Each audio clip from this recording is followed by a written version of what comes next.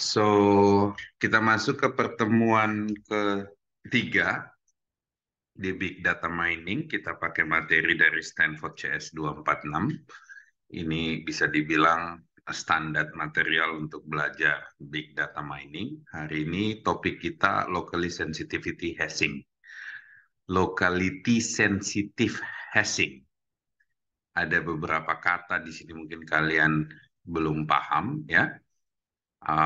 Intinya kalau saya punya items kayak image atau dokumen size-nya besar ya, kita pakai teknik hashing supaya map item tersebut ke size yang lebih kecil, dan di dalam dimensi yang lebih kecil itu kita cari locality sensitive features ya, sehingga kita bisa pakai untuk misalnya visual search atau konteks-konteks lainnya kayak dokumen similarity. So, topik ini sering terjadi bukan cuma di dokumen atau image di e-commerce, tapi juga di banyak hal di bioinformatics. Misalnya saya punya long sequence of protein ATC, GC, bla bla bla. Kalian nyari similar patterns di dalamnya. Oke? Okay? So, kita start dengan contoh metafor pakai visual search. Kalau saya punya image, image itu biasanya pixel, misalnya 128 kali 128. Kalau ada RGB berwarna, pakai RGB, kalian bisa imagine it's a long vector, ya. Nah, kalau misalnya vektornya similar, pasti ada features-features yang similar di dalam vektor tersebut. Tapi karena vektornya besar, kita harus hash supaya dia lebih pendek, ya. Misalnya dari image Q sama B, ya. Saya perform jadiin dia vektor, ya. Setelah itu saya find pakai hash supaya dia jadi vektor yang lebih pendek. Dan setelah itu saya lihat distance atau similarity antara Q dan B dari dua vektor. Similarity dari suatu vektor itu mathematical problem yang banyak di-solve dengan banyak cara untuk melihat distance dari dua vektor. Oke? Bukan cuma tas, tapi semua item misalnya. Banyak sekali yang kita bisa lakukan. Misalnya image-image seperti ini, kita bisa find nearest neighbor. Misalnya di dalam vector space-nya, dia berdekatan dengan yang mana, membentuk cluster yang mana, itu semua bisa kita lakukan kalau kita bisa teknik LSH, Locality Sensitive Hashing. So, visual search banyak dipakai di e-commerce. Ini contohnya untuk nyari sepatu yang mirip gitu ya. Jadi kalian hash, setelah itu cari hash yang lain yang mirip, sehingga bisa dikelompokkan menjadi sneakers, Nike, Adidas, fashion, dan lain-lain. Teknologi behind this pasti mengenai vektor ya, dari konten. Ada aplikasi, kalian bikin embedding modelnya dari konten. Embedding model itu gimana supaya kontennya bisa menjadi vektor, nanti jadi masukin ke vektor embedding, masuk ke vektor database. Teknologi vektor database udah banyak. Salah satu yang direkomendasikan di dalam course ini adalah pinecone.io ya. Di bawah sini ada pinecone.io, kalian bisa buka. Uh, Teknologi ini udah banyak digunakan, dan nanti kalian bisa, setelah masuk di vector database, kalian bisa perform banyak algoritma yang kalian pelajari di course ini. So, beberapa metaphors, kalau kita sebut similar set of vector, ya pasti ada definisi atau notion of distance. Ya. Jadi kalau dalam higher dimension space, definisi distance itu bisa kita define dari probability atau dari algebra, ya. Kalian bisa lihat. Tapi similar di sini itu bisa jadi page dengan similar word, customer yang purchase similar product di recommendation system, atau image dengan similar features, atau recommendation dan search. So, problem yang kita akan handle dalam lecture sore ini, high dimensional data point, misalnya X1, X2 sampai N dimension. Oke, misalnya image. Image itu pasti kalau dia berwarna dikali 3 vektornya panjangnya ya. Jadi long vector. Dan kita harus pakai definisi of distance. Di dalam matematik ya, algebra, kalau saya punya vektor X1 dan X2, distance-nya itu bisa kita define sebagai paling simple ya, cosine distance. Ya. Tapi dalam matematik banyak sekali definisi distance selain cosine distance. Jadi kita harus benar-benar tahu apa aja opsinya. Goal kita adalah find Q, ya, given Q, ya, find data point Xj dalam distance yang ada dalam suatu distance threshold, misalnya D, Q, X, J. Anggaplah Q-nya itu query-nya ya. Jadi lebih kecil dari S. Ini matematik definition. Knife solution-nya cek satu-satu, tapi panjang ya, karena kalau N-nya makin besar dimensinya, bisa jadi uh, mahal komputasinya. Bisa nggak kita make a magic bahwa ini bisa terjadi dalam O1 complexity? Gimana caranya? Oke? So, locality sensitive hashing ini Bigfoot in computer science sebenarnya. Bahwa ini banyak teknik-teknik dalamnya, algoritma-algoritma dalamnya, tapi keywordnya di sini adalah hashing, hash function. Oke? Jadi kita harus bisa understand dulu apa itu hash function supaya bisa mengerti LSH algorithm. Ya, so let's say untuk dokumen. Misalnya kita pengen cari dokumen yang mirip untuk N sama dengan 1 juta dokumen. Anggap misalnya kalian bekerja di corporate, mereka punya 1 juta dokumen. Ya, kalau kita hitung secara naif, kita cari pairwise similarity, ini pasti at least untuk N10 million, mungkin setahun baru selesai algoritma kalian bekerja. Ya, bagaimana kalau dokumennya 10 billion dokumen? Ya, bisa 10 tahun kalian bekerja, dan lain-lain. So, ada 3 step untuk similar dokumen. Step pertama, singling. Dokumen tersebut kita convert dulu menjadi boolean vektor. Nah, boolean vektornya kita hash, kita convert menjadi signature yang lebih pendek. Setelah itu kita perform LSH.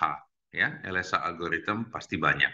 Dia fokus untuk pasangan-pasangan signature yang mirip. Dia cari kandidat-kandidatnya dan dia kasih tahu kita kemiripannya. Mungkin kalau digambarkan ide tadi, ada 3 fase, dari dokumen masuk ke singling, atau biasa disebut embedding, supaya jadi vektor. Nah, vektornya masih panjang, kita hashing, supaya jadi signature. Nah, signature-nya kita cari yang mana yang mirip. Ya, simple logiknya seperti itu. Nah, sekarang kita lihat bagaimana singling techniques.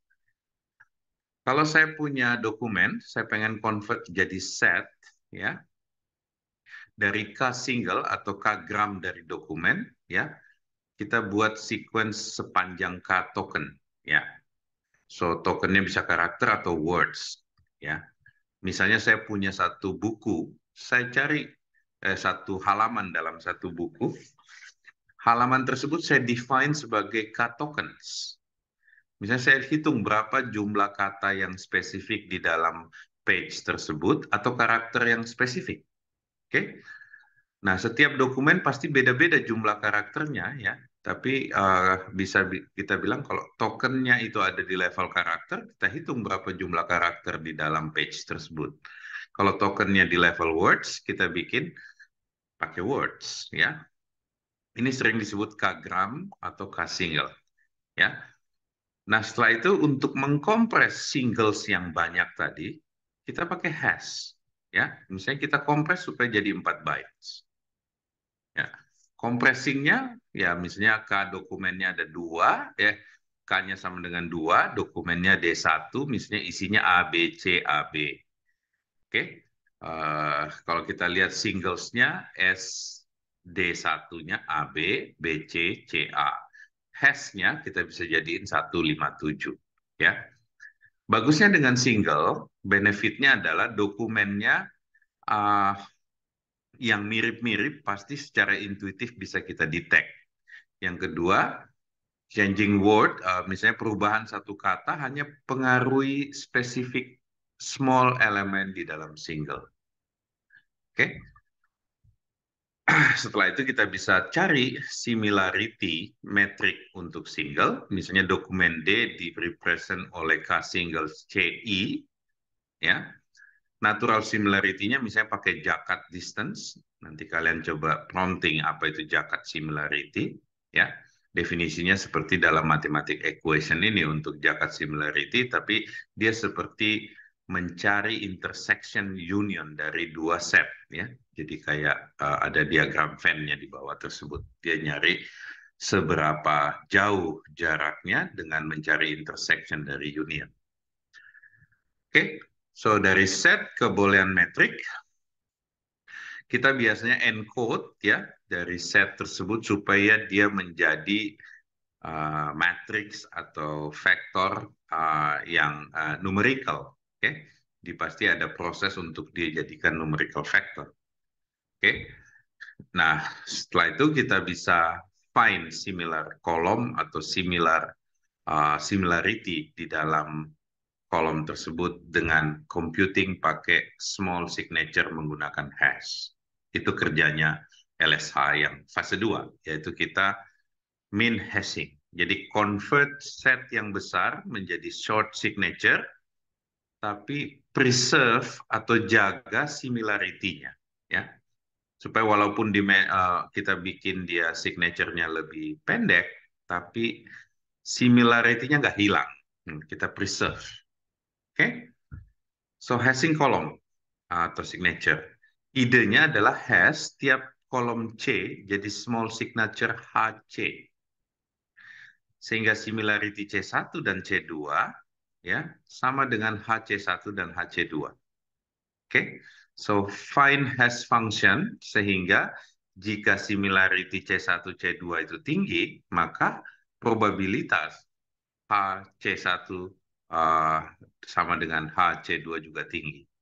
Begitu juga sebaliknya, kalau misalnya dia low, maka probabilitas ketidaksamaannya juga tinggi. Ya, so ide ini sebenarnya simple. Kita hash dokumennya jadi buckets, bucketsnya lebih low dimension atau lebih kecil, dan kita lihat similarity-nya di dalam buckets tersebut. Min hashing algoritma pasti banyak ya. Find hash function sehingga kondisi ini terpenuhi. Oke, setiap hash function dengan specific distance itu pasti beda-beda ya. Beberapa hash function cocok untuk Jakat similarity ya. Tapi kalau kalian belajar matematik more deeper ya, kalian bisa lihat bahwa ada hubungan antara definisi similarity dan atau distance dan hash ya. Kadang-kadang ada hash function yang cocok untuk distance ini, ada yang nggak cocok untuk distance ini. Jadi ada suitable hash function untuk Jakat similarity, kita sebutnya min hashing. So apa itu min hashing? Oke, dia lakukan permutasi terhadap baris-baris dari boolean matrix dengan permutation P misalnya. Terus dia define min hash function untuk permutasi P misalnya HPC. Oke, dan dia apply untuk semua kolom. Oke, sebelumnya dia pilih secara random untuk permutation-nya dan untuk create signature per kolom. Hasilnya adalah signature matrix karena dilakukan per kolom. Kolomnya jadi set, rows-nya jadi min hashing. Oke, ini analoginya.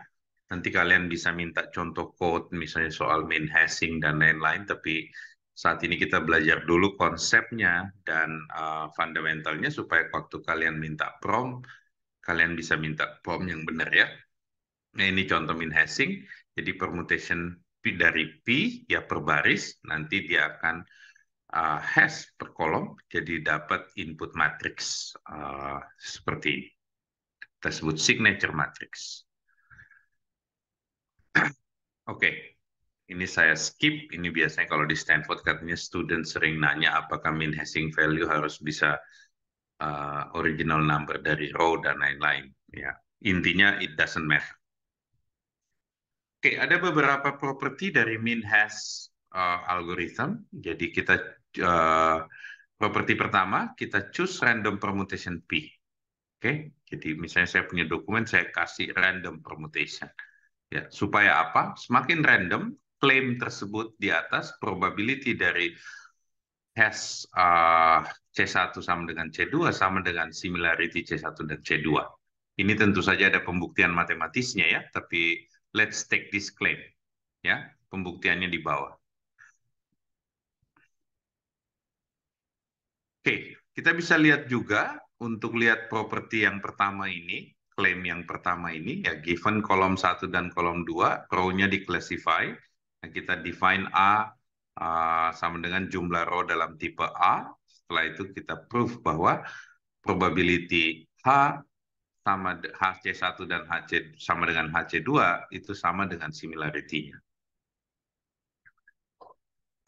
Oke, dari klaim itu kita tahu bahwa properti ini harus ada.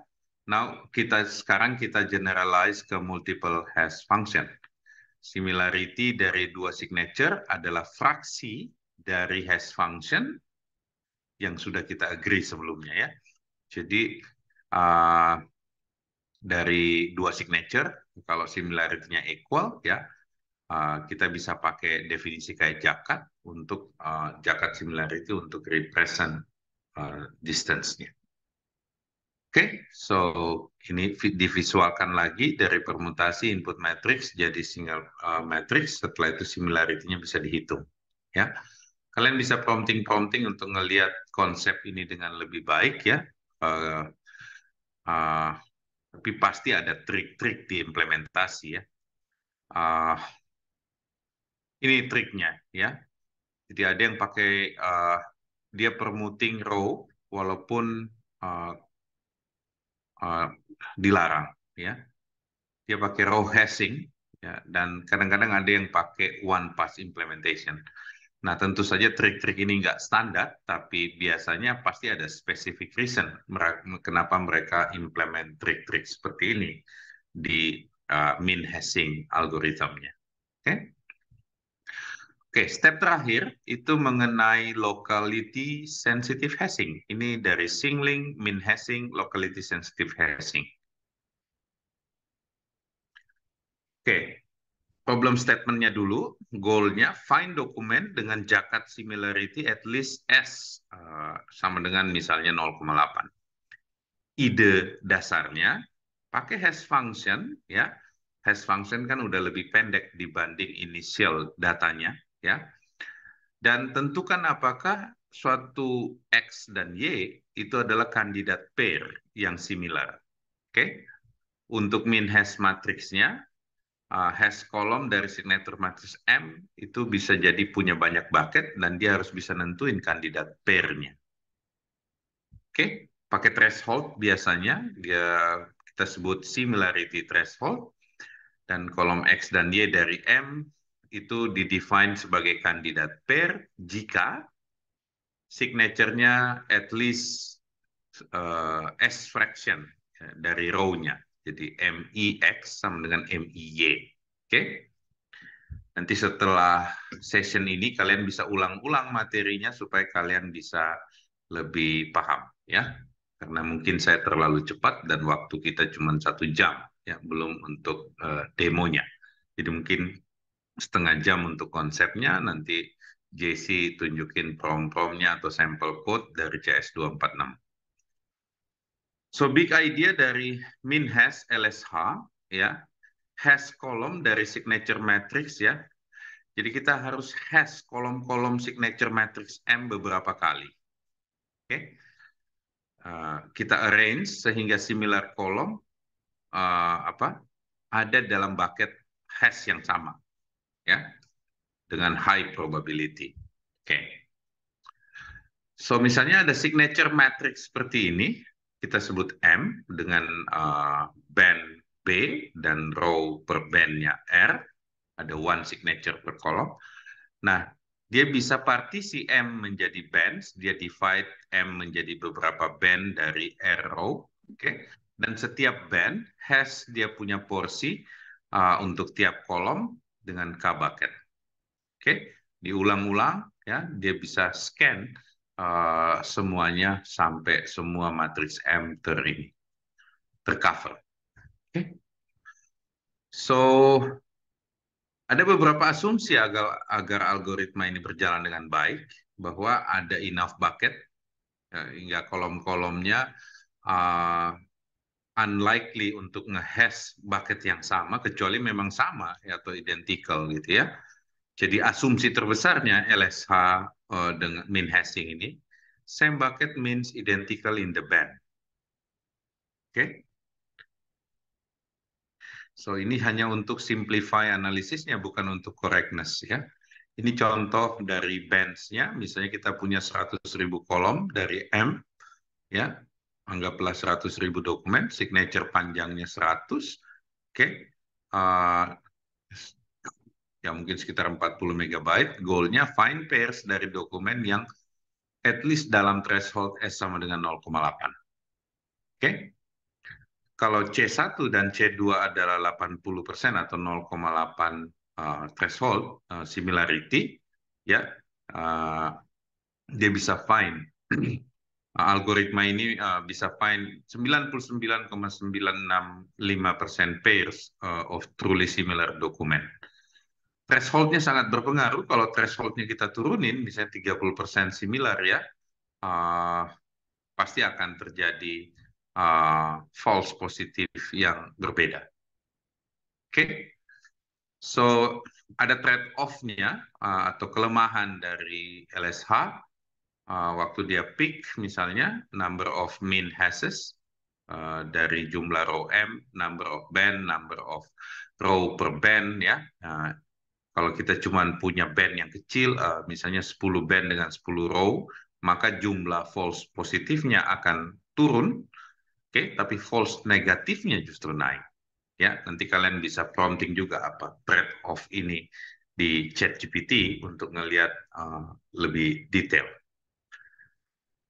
So, yang kita pengen ya sebenarnya adalah hasil yang lebih bagus ya dari sisi similarity-nya. Nah, bagaimana orang menganalisis LSH, ya kan? Itu dia pakai teknik-teknik seperti ini, yang uh, misalnya di sumbu Y-nya probability dari sharing bucket, sumbu X-nya similarity dari dua set, ya. Yang dia pengen itu yang ada di band, ya, di kuadran yang ke kanan. Oke, bisa juga terjadi seperti ini. Biasanya mereka analisisnya seperti ini kalau di paper-paper ya. Jadi jangan sampai false negatifnya yang besar. Oke, so parameternya ada bands, B dan row bands ya. Pasti ada impact-nya terhadap chart evaluasi ini. Misalnya pengaruh dari B dan R terhadap chart ini. Ini dia kasih gambarnya di sini. Oke, nah juga threshold ya, untuk similarity threshold. Kalau diubah-ubah juga pasti ada hubungannya ya.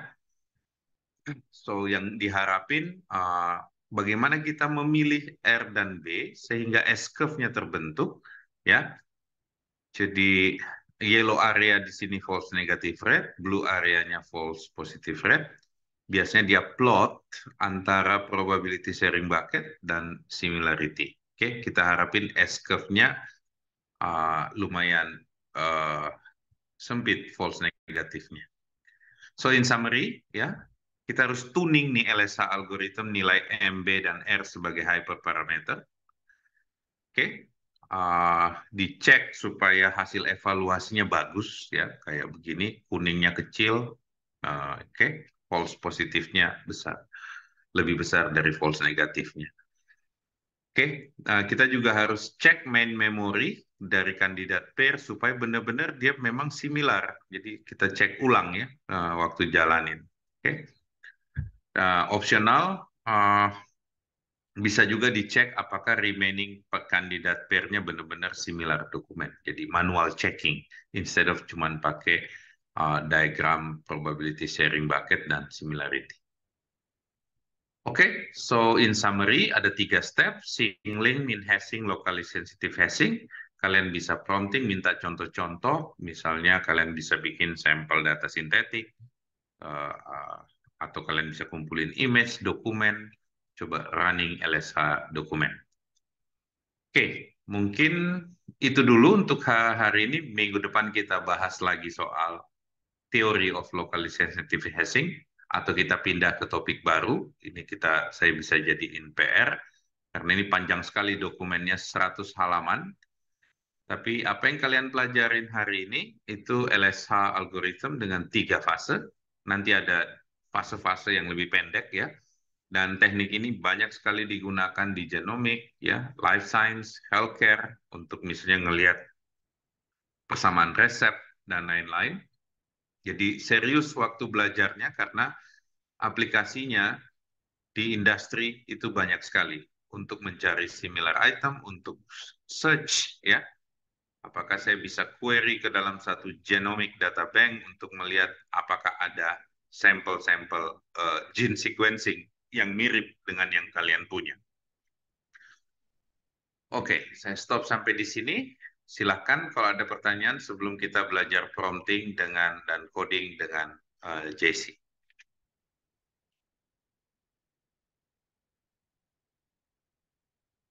Oke, kalau nggak ada, silakan nanti ambil materinya ya, di folder Google Drive. Uh, Kalian prompting-prompting lagi supaya paham, jangan menghafal, biarkan ChatGPT yang hafal buat kalian. Code pun biarkan ChatGPT yang jadi code assistant buat kalian. Selama kalian ngerti fundamental math-nya dan konseptualnya dari algoritma, saya harap ChatGPT bisa jadi asisten yang baik dalam buat kalian untuk belajar dan bekerja nantinya. Silakan JC disampaikan ke teman-temannya contoh-contoh dari CS 246. Baik, Bapak. Eh, izin, coba saya screen dulu ya.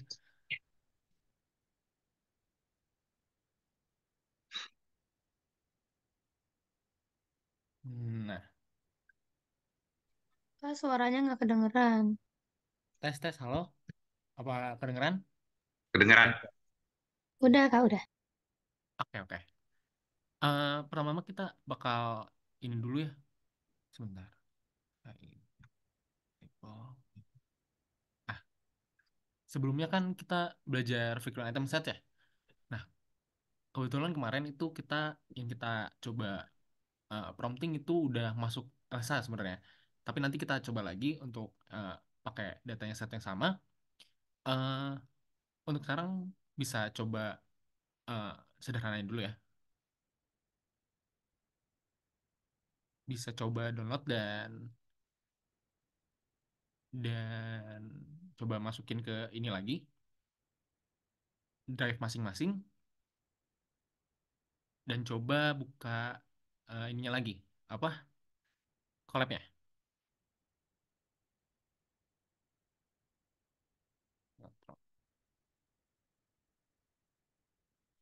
Nah, jadi di link yang saya baru kasih itu isinya ada semua isi dari William Shakespeare, semua karyanya di dalam satu file. Nah, nanti kita coba cari kata paling apa sih paling banyak yang ada di semua karyanya William Shakespeare ini. Kita bisa coba prompting dulu untuk konekin dari Google Colab seperti sebelumnya ke Google Drive ke Google Colab. Kita bisa berikan kode untuk baca file Google Drive di Google Colab. Nah, ini mungkin ada versi sulitnya ya. Jadi coba sampai reload sampai dapat yang seperti sebelumnya. Apakah bisa hmm, ke collab dengan coba ya out.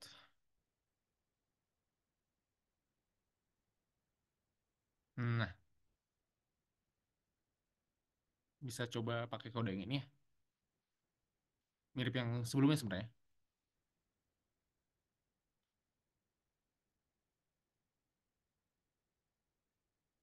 Coba saya paste ke chatnya nih.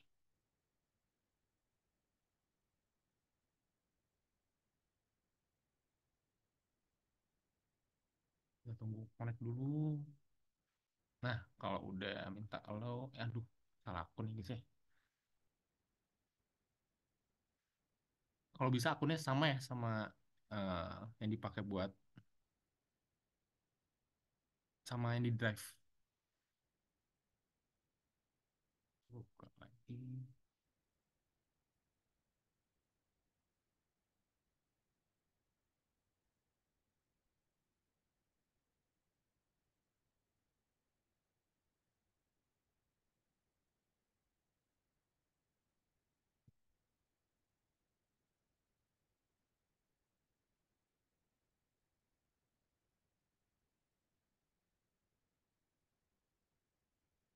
Iya, kode yang sama. Sambil nunggu kita bisa coba prompting untuk eh, baca file, nama file apa? PJ pg100.txt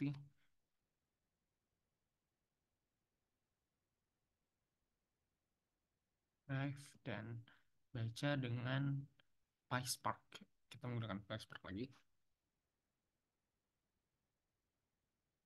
Oh ya, ini dulu pakai akun yang tadi.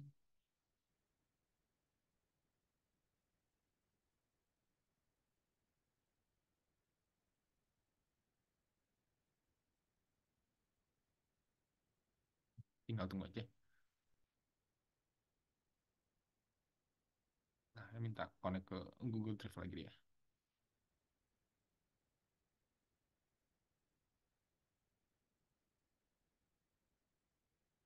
Nah, sini bisa baca ya. Bisa. Ini udah, kita tinggal copy kodenya. Nah, dia udah ke mount. My Drive kita masukin tadi di folder dataset ya. Dataset slash pj100. Content Drive, My Drive. Dataset. Ini nggak usah. Oh iya. Hmm. Nah, ininya belum. Kita lupa untuk install PySpark-nya dan inisialisasi. Kita di atasnya aja.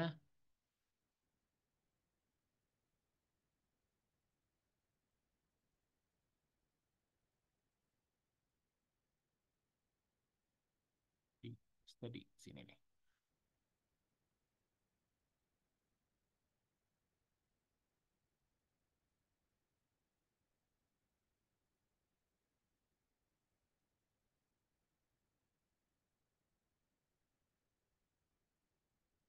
Ini beberapa saat ya untuk install PySpark butuh berwaktu.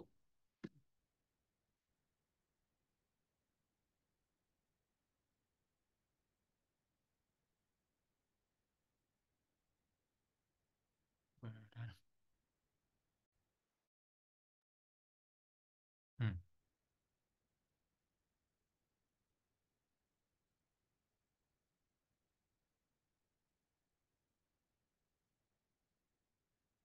Nah, terus kita coba sambil nunggu kita coba prompting lagi. eh Berikan kode untuk menampilkan eh, kata paling banyak dalam file tersebut.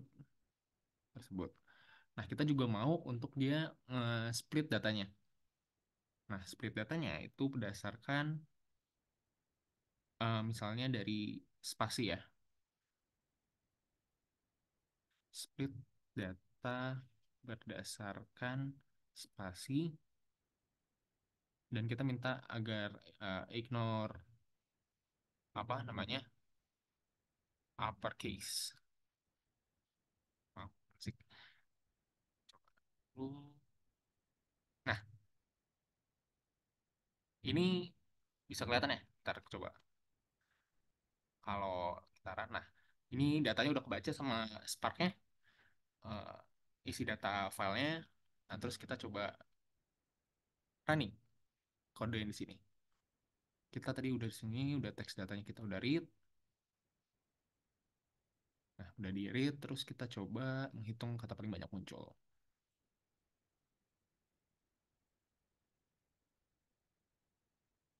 Nah, kita belum import untuk library-nya.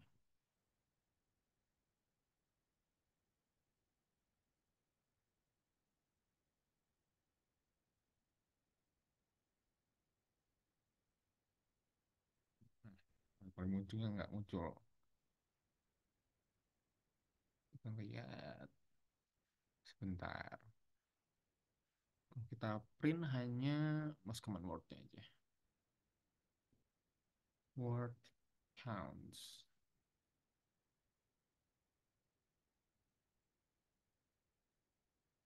Hmm,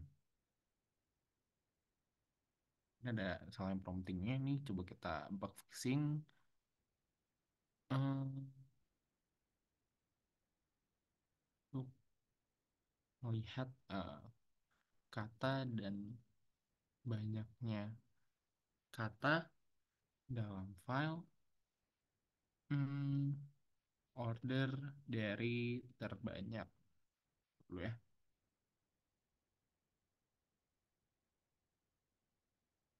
Hmm, sama harusnya.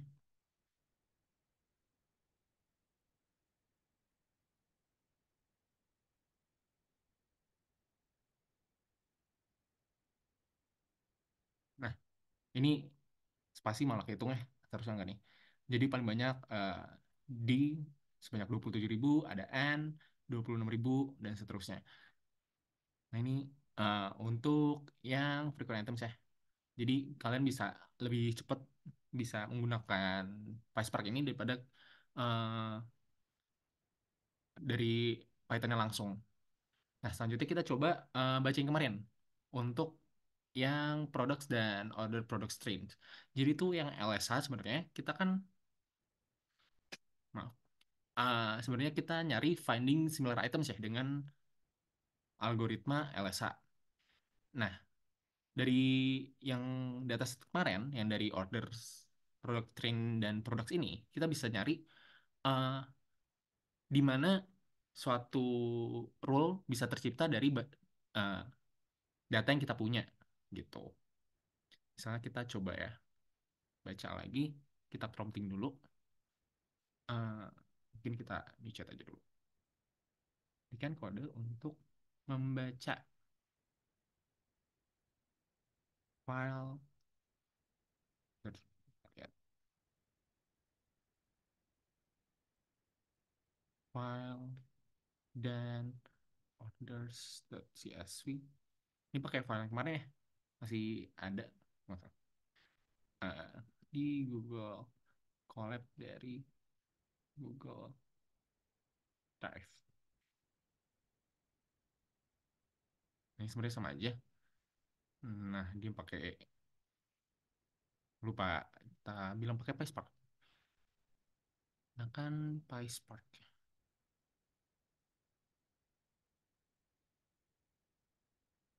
Nah, ini juga sama ya. Kita udah install PySpark-nya, udah import. Nah, orders product kita bisa taruh di bawah aja ya. Ini kita kasih garis buat bedain. Terus my drive ini kita ganti jadi dataset. Ini juga sama. Dataset. Terus kita bisa copy kode yang sini untuk baca pakai PySpark. Nah, terus kita show datanya. Kita lihat udah benar apa belum. Nah, orders product DF kita belum baca. Oh, kita salah copy ya. Nah, iya benar.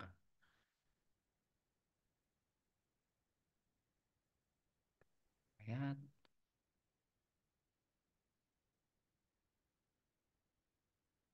Nah, berarti ini ada yang salah nih. content content drive my drive. Kita kopas aja sini sampai dataset sampai slashnya. Nah iya deh, ini udah spesinya ya.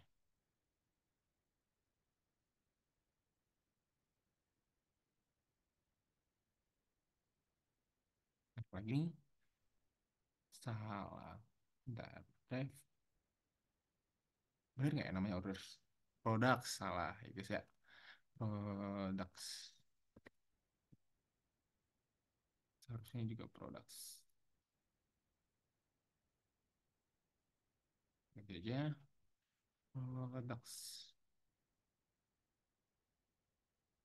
Nah, baru dia jalan. Typo.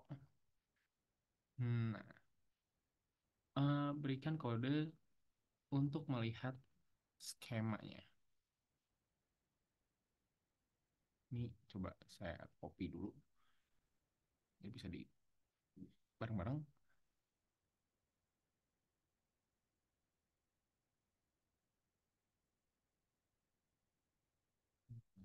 Nah, kita bisa langsung print skema. Ada fungsi khususnya. Oh ya, ganti nama. Ubah nama variabel orders menjadi products. Nah, hmm, dia bisa langsung di sini ya, tapi kita udah lakuin. Jadi kita langsung ganti aja sini.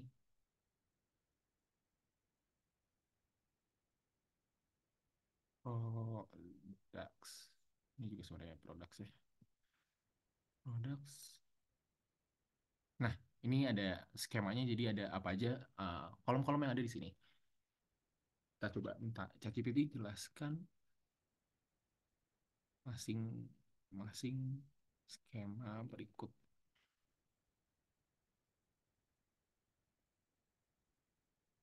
Nah, di skema order products DF itu ada order ID, yaitu order kapannya, ID-nya berapa, ada product ID, yaitu produknya, terus ada kapan urutan dimasukin sebuah keranjang, terus eh, dia itu terus ada reorder itu nentuin apakah itu udah pernah di order sebelumnya atau enggak.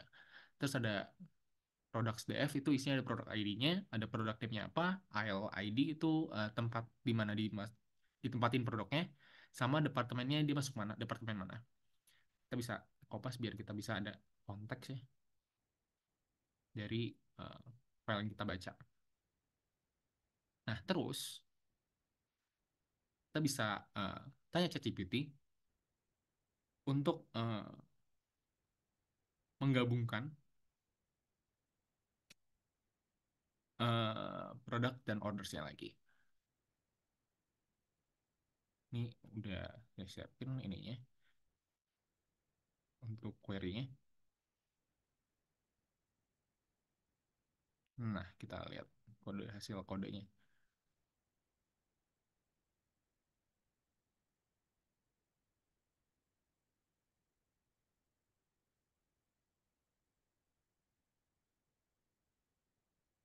Jadi di kode ini cuma ngegabungin produk sama ordersnya tadi kan di dua tabel terpisah ya. Nah, coba kita bikin sebentar truncating biar nggak truncate false. Ini di cut ya biar menutup ya biar pendek. Kita coba biar tampilin semua.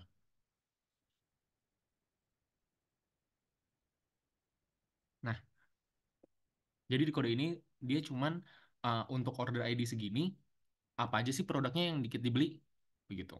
Untuk order ID satu berarti ada dia beli Bulgarian yogurt, organic cheese dan macam-macam ya. Untuk setiap order ID-nya. Kalian bisa coba kopas sini.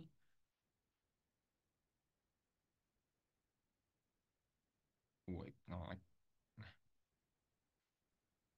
Nah, sebenarnya tuh apa yang kita coba dapetin sih dari data yang kita punya ini. Nah, kita itu nyari eh misalnya kalau kita ada order orang beli roasted turkey, organic camembert, itu berapa kemungkinan mereka bakal beli organic grape tomatoes. Yaitu uh, kita punya data sebanyak ini, nah nanti kita pakai algoritma untuk menentukan uh, apa sih kira-kira yang akan dibeli jika orang itu udah membeli satu barang A dan barang B gitu. Nah, kita coba uh, promptingnya ya. Nah, kita untuk nentuin prediksinya kita bisa pakai FP Growth Algorithm untuk nyari frequent pattern mining sama aja kayak mirip-mirip sama LSH. Nah, coba implement FP Bentar, growth uh, dengan PySpark. Nah, untuk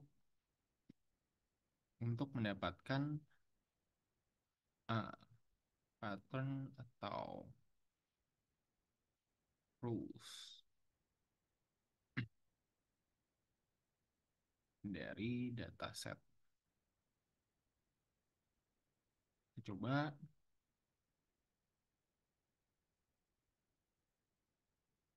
nah, ini udah tinggal coba ya. Kita coba running kodenya. Apakah jalan sesuai yang kita inginkan?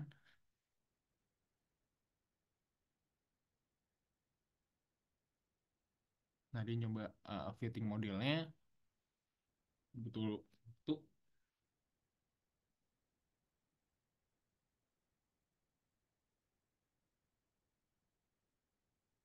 Nah, muncul nggak nih?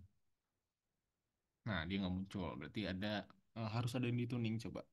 Untuk min support dan min confidence. Ah, ubah min support dan kita ganti ini hilangin dulu agar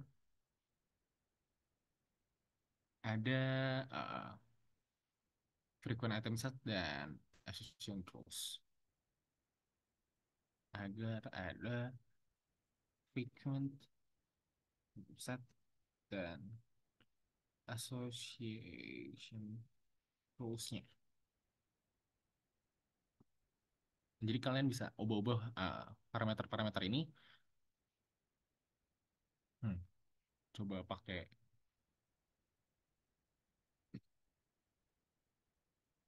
Nah, dia bakal coba fitting ke modelnya lagi.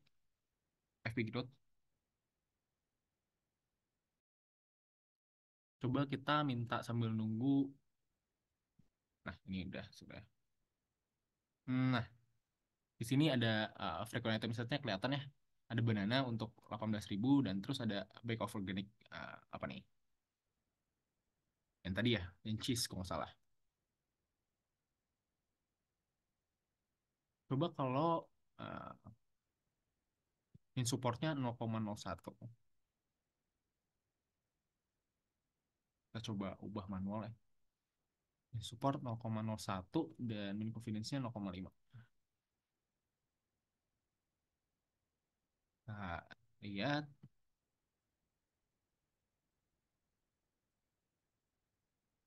kalau parameter-parameternya benar, kita bisa ngeliat relasi atau asosiasinya antar antar produk yang kita beli.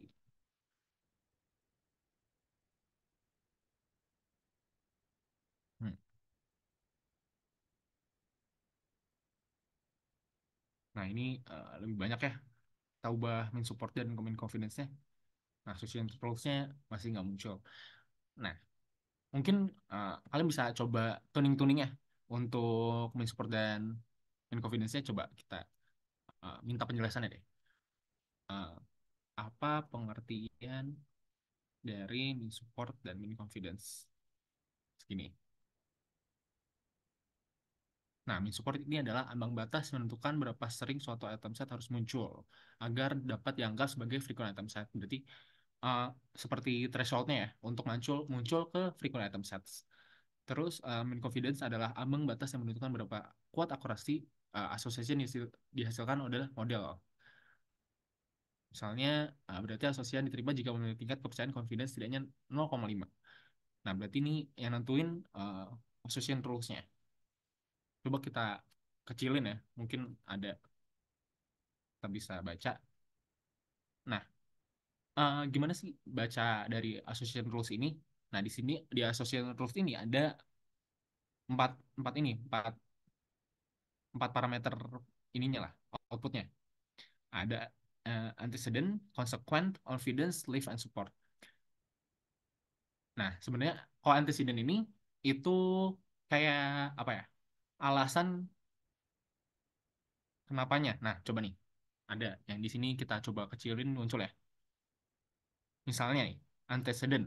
Antecedent tuh berarti produk yang kita beli dengan konsekuennya apa. Jadi misalnya kita kalau beli large lemon, ada kemungkinan kita bahkan akan beli limes dengan confidence sebesar ini 0,19 atau 19% dengan lift 4 dan supportnya segini. Kita coba ini ya, coba copy kita ke ChatGPT, eh, apa arti dari output berikut. Nah, ini ya, kelihatan ya. Antecedent adalah himpunan barang-barang item set dari sisi kiri aturan. Dalam contoh, large lemon adalah antecedentnya. Tadi, yang di sini, large lemonnya. Berarti aturan ini menyatakan bahwa kita memiliki large lemon dalam keranjang belanja, maka barang-barang di sisi kanan aturan atau konsekuennya eh, mungkin juga akan dalam keranjang. Nah, kita jadi bisa prediksi. Kalau orang beli large lemon, kita kemungkinan bisa beli banana atau limes gitu. Nah, confidence ini tingkat kepercayaan aturannya berarti 19,6% transaksi yang mengandung large salmon juga mengandung limes. Terus selanjutnya ada nilai lift. Nilai lift adalah nilai yang mengukur seberapa kuat keterkaitan antara antecedent dan konsekuen dibanding dengan situasi di antara keduanya independen. Lift lebih besar daripada satu, menunjukkan bahwa antecedent dan konsekuen cenderung muncul bersama lebih daripada yang diharapkan secara acak. Nah, maksudnya tuh eh, dibandingkan sendiri-sendiri, lemon lemon sendiri dengan lime sendiri itu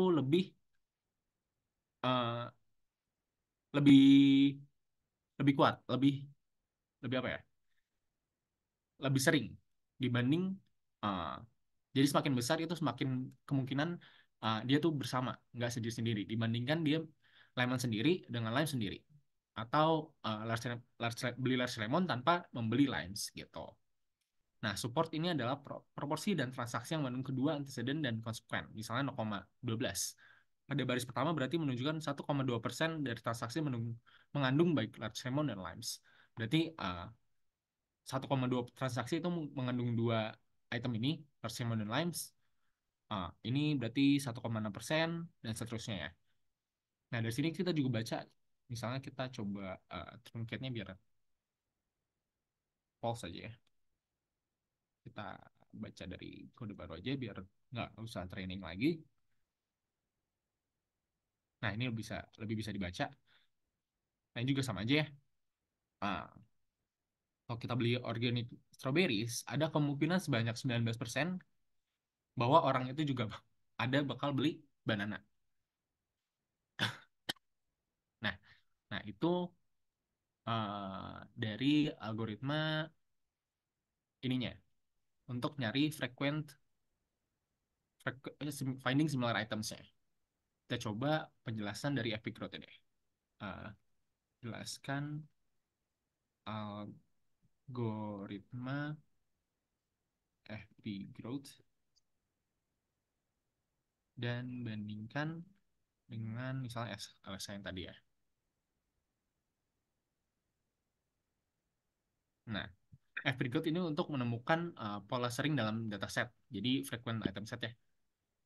Uh, Misalnya polanya kita sering beli ini, maka kemungkinan bakal beli ini. Kalau kita beli ini. Nah, ini semua ada di dalam data kita yang kita punya. Pertama kita scan datanya, terus kita membuat FP3-nya atau pohon pertambahan. Nah, dari FP3 ini kita bisa nemuin frequent item set frequentnya. Nah, sedangkan untuk LSA dia beda lagi. Untuk khusus dataset seperti ini, untuk nyari apa ya? Nyari prediksi atau uh, probabilitas atas pembelian atas sesuatu yang lain atau dari antecedent dan konsekuennya apa, kita bagusnya pakai ini, pakai untuk FP growth ini. Sedangkan untuk LSA kita lebih untuk uh, hashing di lokal dan verifikasi pasangan untuk yang benar-benar serupa. Tadi cocoknya kalau yang dijelasin seperti misalnya Google Photos dan sebagainya. Oke. Nah, mungkin itu saja untuk sesi praktikal kali ini. Eh, karena waktunya udah jam 2 ya. Ya, thank Nah, you. Nanti kalian yang lain coba dilihat rekamannya dan latihan terus ya. Saya izin share screen sebentar sebelum saya close. Di dalam genomic, kalau research kalian nanti genomic, kalian bisa minta prompt seperti ini. Explain common use case ya, untuk LSH algorithm atau other specific algorithm yang kalian ini di genomic. Sering dipakai untuk similarity search, clustering algorithm untuk grouping similar genomic element, dimensionality reduction, compression, dan genomic assembly. Ya, code-nya kalian bisa minta lagi nanti, misalnya minta PySpark code dan lain-lain untuk yang di genomic case. Jadi ini algoritma yang sangat berguna buat kalian, bukan cuma di big data, tapi juga sampai ke bioinformatics.